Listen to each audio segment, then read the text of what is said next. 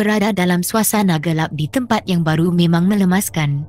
Langkah selanjutnya ialah menunggu risiko yang akan terjadi dengan seketul keazaman untuk melawan. Suara orang merintih, iramanya mula bertukar, sekejap tinggi sekejap merendah. Allah yang Maha Besar, lindungilah hamba-Mu ini, berbunga doa dari kalbu yang ketakutan. Dan suara orang merintih lenyap, bertukar dengan bunyi ombak dan angin. Terdengar dedahan patah dan pokok rebah ke bumi dilanggar angin kencang. Diri seolah-olah berada di pinggir pantai. Dalam gelap pekat itu sekumpulan kelip-kelip muncul. Berlega-lega di depan muka memberikan sekelumit cahaya. Tetapi masih belum dapat memastikan apakah saya masih berada dalam bilik atau di tempat lain. Kumpulan kelip-kelip hilang secara mengejut. Hati mengeluh kecil. Dan dengan pasrah menanti kejadian selanjutnya. Apa yang dinantikan, apa yang dibimbangkan menjadi kenyataan yang sungguh mendebarkan. Tidak pernah terfikir perkara begitu harus saya hadapi. Bagaikan putaran filem di layar TV, saya melihat sekumpulan orang sedang mengusung keranda yang ditutup dengan permaidani. Orang yang mengusung bersamping dan bertanjak. Kira-kira 10 orang mengiring pengusung keranda, 5 sebelah kanan dan 5 sebelah kiri.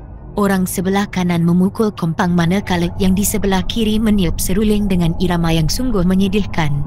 Saya menyaksikan kejadian dalam tempoh kurang 5 minit. Saya kembali berada dalam dunia gelap gelita. Aneh, beberapa saat berikutnya, kegelapan bertukar menjadi terang. Terbentang di depan mata sebidang tanah perkuburan dengan nisan-nisan tua dari batu gunung dan batang kayu. Nisan dari kayu banyak yang sudah reput. Manakala dari batu gunung nampak hitam dibalut lumut. Seimbas pandang macam kepala manusia muncul dari perut bumi. Saat asyik melihat batu-batu nisan, cahaya terang segera bertukar menjadi gelap gelita kembali. Kemudian bertukar terang semula, silih berganti. Perkara itu berlaku selama 7 kali. Masuk kali ke-8, terus terang macam siang. Lagi sekali saya berdepan dengan keadaan yang sungguh menyeramkan. Batu-batu nisan bergerak sendiri, tanah kubur merekah, rangka-rangka manusia bermunculan. Semuanya bergerak serentak menuju ke arah saya. Mereka cuba menangkap saya untuk diharik ke sebuah lubang yang penuh dengan mayat berdarah. Tama, suara ghaib yang hilang menjelma lagi. Dari sudut mana suara itu datang tidak dapat dipastikan. Suara itu minta saya mendengar dan mengikuti pembacaan beberapa potongan ayat Al-Quran yang bakal dilafazkannya. Permintaannya segera saya patuhi. Baca sendiri, katanya. Saya segera membaca dengan hati-hati dan teliti. Bagus, katanya. Terima kasih, saya membalas. Mereka roh jahat, cuba mempengaruhi roh kamu supaya bersatu dengan roh mereka. Jika kamu lemah, kamu hancur, boleh jadi gila, sambung suara itu, kemudian terus menghilang. Saya terus mengulangi ayat-ayat Quran tersebut sebanyak mungkin yang boleh. Tanah kubur yang merekah terus meletup, batu-batu nisan berterbangan. Rangka-rangka manusia yang menuju ke arah saya melambung di udara.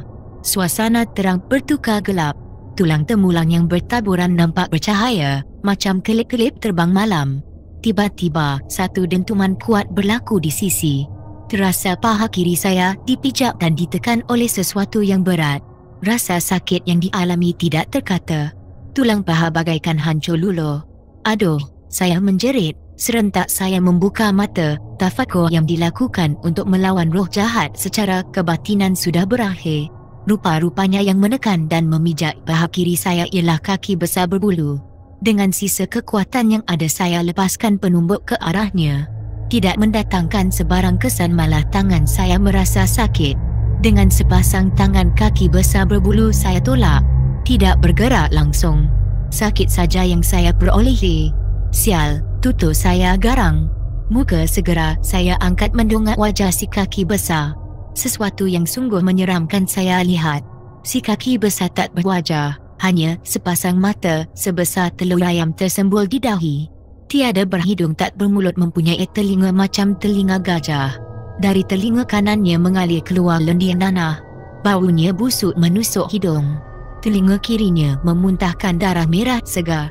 Suara dengusan manusia tanpa wajah. Kaki berbulu bertali arus. Sekejap lembut, sekejap keras dan nafasnya terasa menyentuh rambut.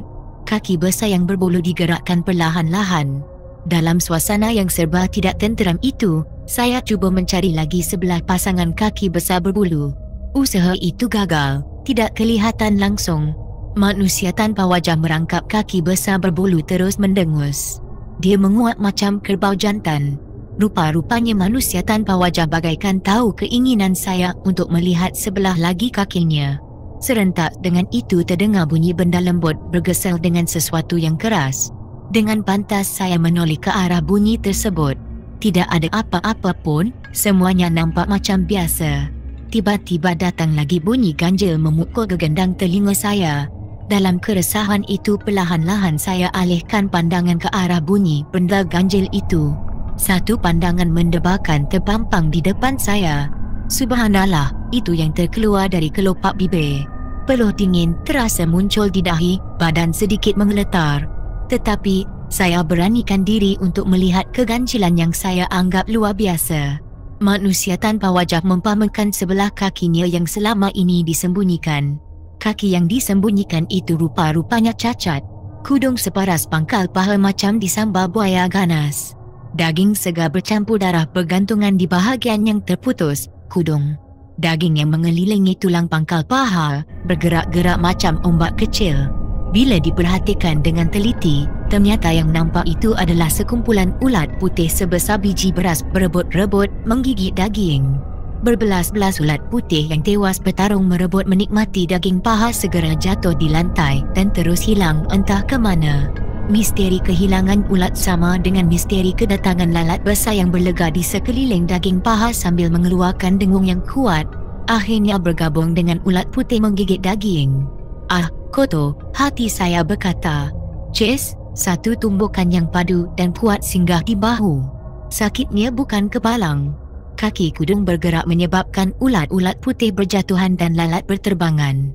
Bau busuk menyumbat lubang hidung seketika. Kaki kudung hilang sekelip mata, begitu juga dengan bau busuk yang hapak.